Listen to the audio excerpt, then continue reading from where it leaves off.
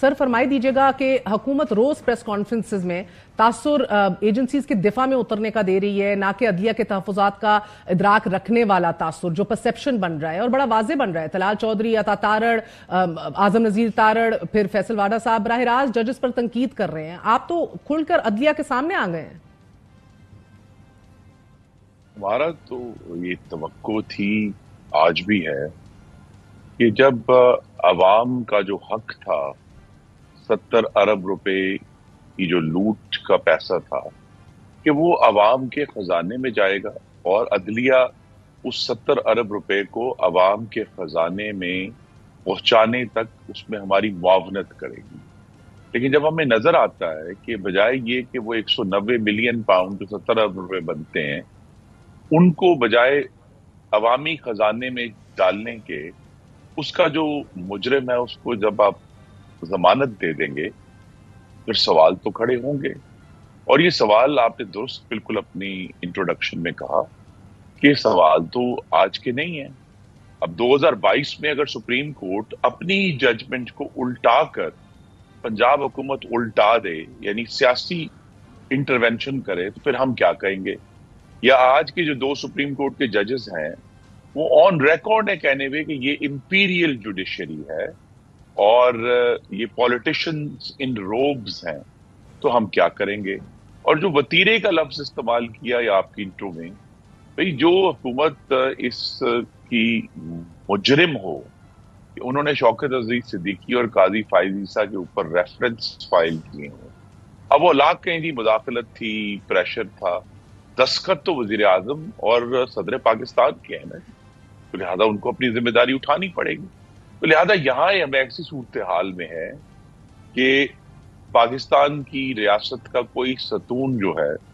اس کے نیچے اب اخلاقی پیڈسٹل موجود نہیں ہے۔ عدلیہ میں بھی بے شمار ایشوز ہیں اور جتنا وہ انٹروین کریں گے اتنا ہی ان کی پھر سکروٹنی بھی ہوگی، ان کی تفتیش بھی ہوگی، ان کی ڈسکشن بھی ہوگی۔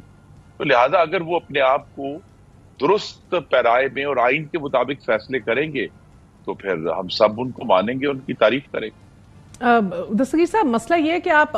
یقیناً 70 ارب بھی گنوا رہے ہیں، آج کے فیصلے کا بھی حوالہ دے رہے ہیں، مگر جو کام حکومت کے پاس کرنے کو تھے، پنڈورا لیکس تھیں، اب دبئی لیکس آ گئی ہیں، وہ تحقیقات تو کبھی کی نہیں، نہ پہل کی۔ آپ لوگوں کی گورنمنٹ تھی 16 ماہ کی، شہباز شریف صاحب کی فائل پڑی رہی ان کے سامنے، اس کو اٹھایا نہیں گیا، کوئی انویسٹیگیشن نہیں کرائی گئی FBR سے۔ آج بھی دبئی لیکس کے اوپر خواجہ آصف کہتے ہیں کہ کچھ نہیں نکلنا، یعنی کہ پہلی پتہ لگ گیا، مائنڈ نہیں ہے۔ تو کہنے کا مقصد یہ کہ سر اربوں تو ادھر ہم گنتے رہتے ہیں، چاہے وہ منی لانڈر ہوں، باہر منتقل ہو جائیں یا باہر سے لائے گئے اور غلط اکاؤنٹ میں جائیں، but the problem right now is بڑی پریڈیکمنٹ میں ہے سر گورنمنٹ۔ the problem is کہ 6 ججز ایک سٹینڈ لے کر کھڑے ہوئے ہیں اور تواتر کے ساتھ آپ کی حکومت جو ہے ان کے ہر سٹینڈ کی نفی کر رہی ہے، کبھی مس کانڈکٹ کی بات کرتی ہے، کبھی ٹائمنگ کے اوپر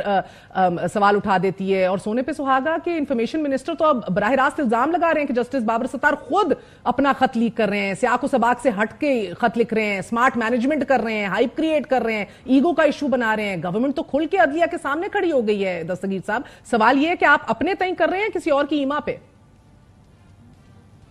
دیکھیے، یہ تو ٹینشن رہتی ہے۔ یہاں یہ بھی کہا، آپ نے بھی کہا کہ اہل جمہور نے کیا کیا۔ جب اہل جمہور نے، پاکستان کی منتخب پارلیمان کے دونوں ایوانوں نے ایک ایکٹ پاس کیا عدلیہ کے معاملات کو ریگولیٹ کرنے کے لیے، تو آپ کو معلوم ہے کہ جسٹس بندیال جاتے ہوئے اس کو ختم کر گئے۔ کیوں ختم کیا انہوں نے؟ جب اہل جمہور کا یہ فیصلہ تھا کہ عوام کی رائے کے مطابق عدلیہ کے معاملات میں، یعنی وہ معاملہ جس میں بینچ کس طرح بننے ہیں، اس میں ہم تو اپنے لیے طاقت نہیں لے رہے تھے کہ جی قومی اسمبلی یہ فیصلہ کرے گی، ہم کہہ رہے تھے کہ ججوں کی ایک وسیع تر جو تعداد ہے وہ اس کا فیصلہ کرے۔ تو ہم نے تو اپنی تئیں اہل جمہور نے کوشش کی ہے، لیکن اس کا جواب کیا ہے؟ اب یہ جواب جو ہے وہ عدالت سے تو سوالات ہمیشہ کھڑے ہو گئے۔ جو انتظامیہ ہے یا منتخب حکومت ہے اس پہ تو سب سوال اٹھاتے ہیں، اب جو کہ جمہوریت کا حصہ ہے، لیکن یہ سوال تو اٹھے گا نا کہ وہ تمام جج جنہوں نے شوکت عزیز صدیقی کو برخاست کرنے کا حکم دیا، کیا ان کو کوئی سزا نہیں ملے گی؟ یا وہ جج جنہوں نے 1 کانسٹیٹیوشن ایونیو کو ریگولرائز کیا، یا بنی گالا کو 110 روپے فی اسکوائر فٹ کے اوپر ریگولرائز کیا، یا ڈوسلا ٹاور کے اوپر حملہ آور کیا، یا جس طرح जिस केस का हम हवाला दे रहे हैं 70 अरब रुपए का, जिसकी